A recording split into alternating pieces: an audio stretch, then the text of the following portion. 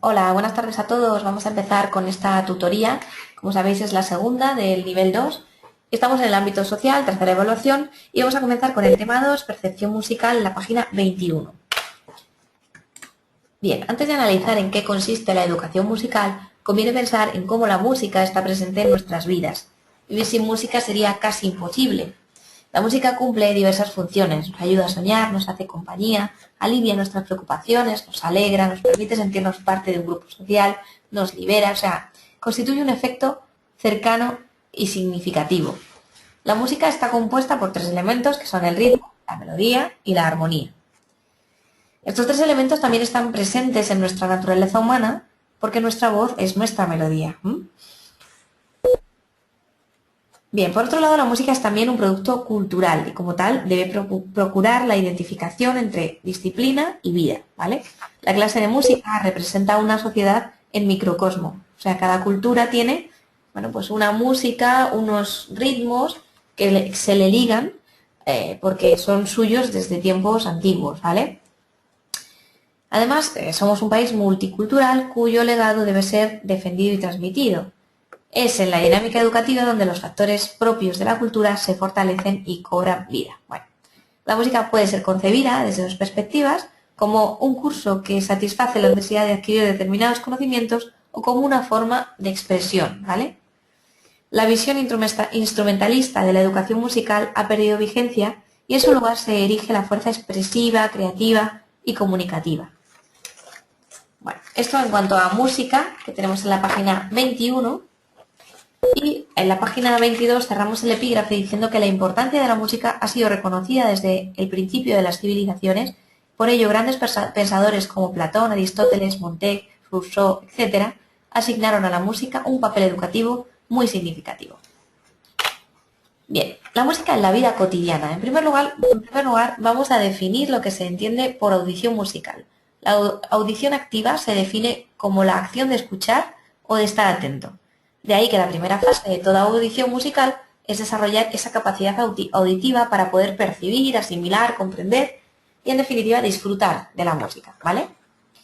Cuando planteamos actividades sobre audición musical, no solo debemos trabajar el análisis formal de la obra, ¿vale? El ritmo, la melodía, instrumentos y demás, sino que debemos plantear la audición de tal modo que además de conocer los elementos, seamos capaces de apreciar la belleza de la obra. Así, en nuestra vida cotidiana, la música es un factor influyente dentro del día a día. Constantemente nos vemos involucrados en entornos en los que la música se vuelve algo más que solo música.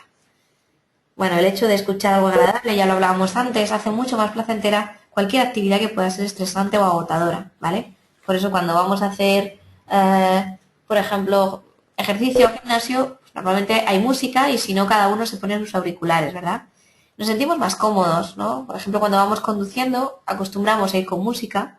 También la música en las tiendas en general invita a los clientes a consumir el producto, ¿no? En las tiendas de vestuario juvenil se pone música que atraiga a su perfil de consumidor. Esto demuestra que la música es el medio más global, más poderoso y natural de comunicación entre los seres vivos, porque abarca todos los pueblos, idiomas y tiempos, ¿vale? El mundo del espectáculo y el entretenimiento es seductor y fascinante, celebridades, divas y demás forman parte de nuestras vidas y con ellas su banda sonora, que sería o su música o la música que escuchan, la que producen o la que promueven con su estilo personal, ¿no? De vestimenta y demás. Las principales ciudades mundiales destacan por sus espectáculos musicales de toda índole, ¿vale? ¿Quién no ha oído hablar del Royal Albert Hall de Londres, del Metropolitan, de Broadway, de la Scala de Milán?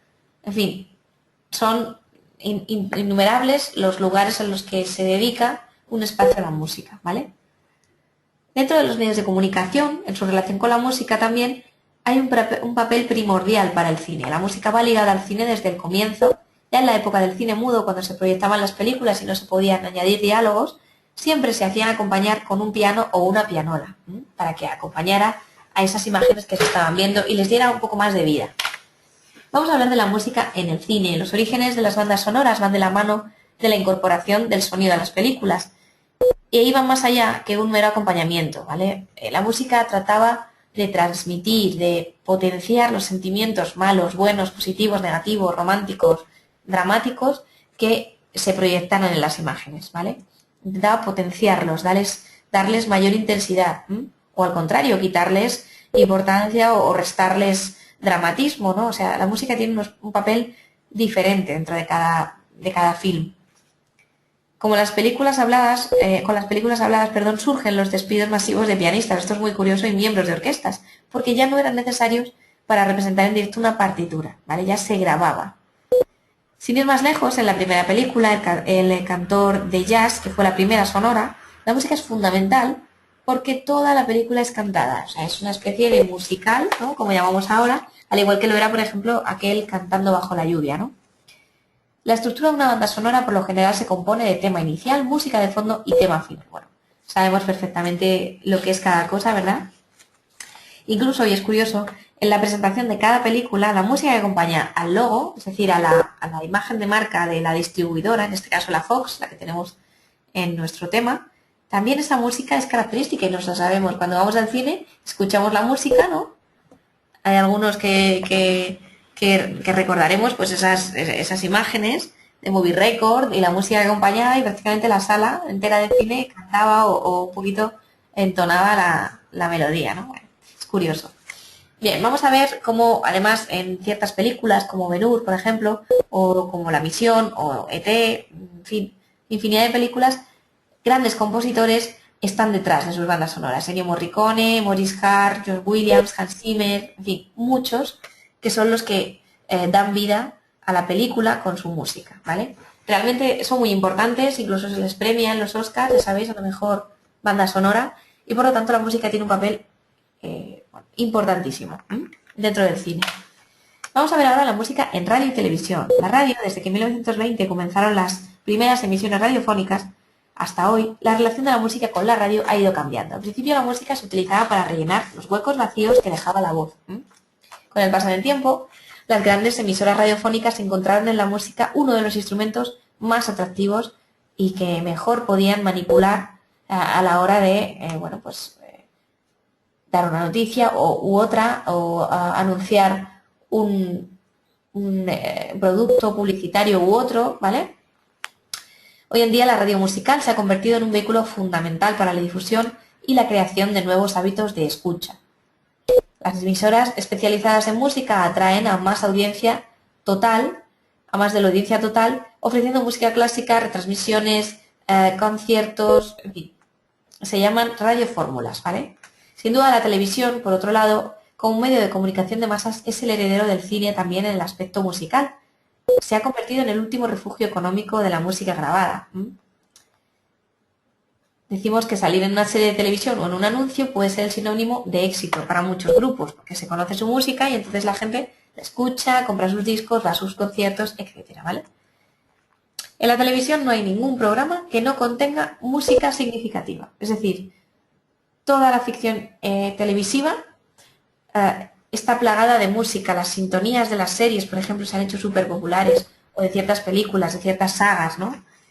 O sea, esto nos da buena cuenta de lo importante que es la música también dentro del cine, no solo del cine, sino de la radio y la televisión. La publicidad, por su parte, ha utilizado siempre la música como uno de los medios más atractivos para dar a conocer los productos de consumo. Junto con la música, pues es importante, claro, la voz, es importante el eslogan, y digamos que es otra forma de reclamo para anunciar un producto o para darlo a conocer. Además es muy fácil crear músicas que después se recuerden fácilmente. A base de repetirlas en diferentes medios, después nosotros las recordamos, con lo cual estamos intentando vender el producto a través de la memoria del consumidor, ¿no? Que recuerda nuestra canción y dice, bueno, pues voy a probarlo, ¿vale? O sea que la música, ya veis, se puede utilizar de muchas maneras. Bueno, dentro de la publicidad tenemos dos tipos de músicas, que son la música original y la prestada. La original quiere decir que es aquella que se crea, canción corta, pegadiza, etcétera, que se crea específicamente, expresamente para ese producto o para esa marca. La música prestada, bueno, pues se refiere a que se elige una determinada música, clásica, popular, etcétera, para un anuncio, ¿vale? Se selecciona, se elige y bueno, pues se intenta acompañar al producto con esa música que ya ha creado un compositor o que pertenece a un grupo, una película, etcétera. Y nosotros, bueno, pues nos apropiamos de ella, pagamos los derechos correspondientes y la utilizamos en nuestro producto publicitario, en nuestra campaña. Internet, por su parte, brinda a todo el mundo un arma ideal para herir a la industria de la música en su talón de Aquiles. Ya sabéis, la propiedad intelectual. Cuando hablamos de música en Internet, rápidamente saltan las alarmas y se habla de propiedad intelectual, de piratería, etc. El formato MP3 y otros más avanzados permiten comprimir, compartir, archivar, etc. en pequeños ficheros grandes cantidades de música. Además, permiten hacerlo a veces, saltando un poco esas redes de contención de los derechos de propiedad intelectual. Bueno, como sabéis, en toda obra musical aparecen compositores que crean la obra, artistas que la ejecutan, productores que editan la producción o la ejecución del artista, fabricantes que realizan las copias del CD, las compañías discográficas también coordinan y financian los procesos de venta, sobre todo de comercialización, los distribuidores que distribuyen, claro, físicamente los discos, los CDs o los packs, y por último los comercios minoristas que venden el disco directamente a consumidores, ¿vale? Bien, vamos a ver el último punto del tema, que son los géneros y estilos de música del siglo XX, entre los que vamos a destacar el jazz y el rock. El jazz es un género musical nacido a finales del XIX en los Estados Unidos que se expandió de forma global a lo largo de todo el mundo.